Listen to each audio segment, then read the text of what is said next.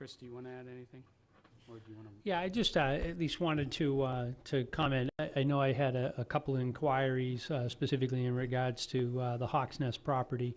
And I think that where there are properties, we have a little bit of a issue here in terms of we look at things from a tax perspective. Are we collecting what we should be collecting? And if we're not, some other towns have less than 50 properties that are outstanding. We have over 300.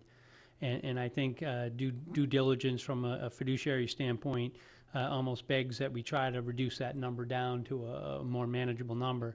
But where there are properties, and one specifically Hawksnest, that this board, the selectmen 3 years ago, wanted to target that property as a wastewater site.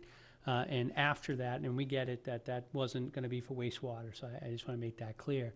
But after that, there was an effort by some of the neighbors to go to real estate and open space and consider having that property as conservation because it's in a highly sensitive area.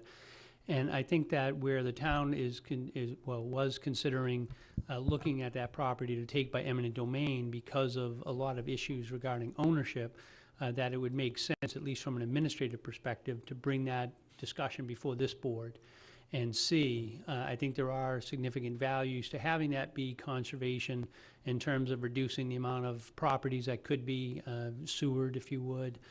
So I don't think it's necessarily in the town's interest to have that go for residential development. And I think where a previous board was at least asked or made an inquiry about having that for conservation, that same request be made of this board and see.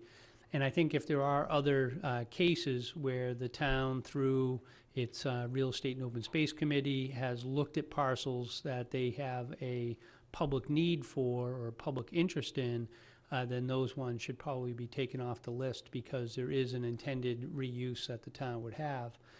We would have to go through that foreclosure process and do that to secure those properties or take by eminent domain. So that wouldn't preclude, us taking action still. But I think where we do have properties that haven't been fully vetted, that it makes sense.